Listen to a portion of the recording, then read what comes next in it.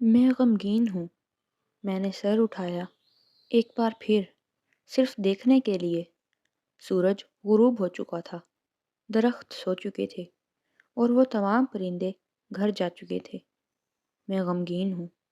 آسمان جو صاف تھا اب اس پر دھند چھا چکی ہے۔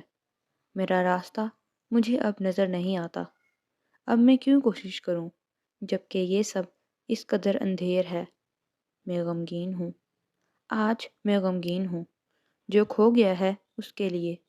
میرے بھولے بھسرے لوگ اب بھی گھٹنوں پر جھکے ہیں موسم بہار میں برف کے دیوتا کے سامنے۔ میں غمگین ہوں۔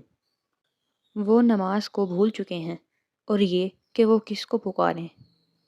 اصل کی جگہ لے لی ہے دنیاوی رسومات نے جو محض خالی علامات ہیں۔ ان کے دل بہت تھکے ہوئے ہیں، اداس اور ٹوٹے ہوئے ہیں۔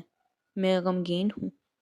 ہم ایک قوم ہیں، شکست خوردہ ہیں لیکن پھر بھی مغلوب نہیں ہیں، اور کسی نہ کسی طرح میں جانتی ہوں کہ ہماری رگوں میں پھر سے خون دوڑنے لگے گا۔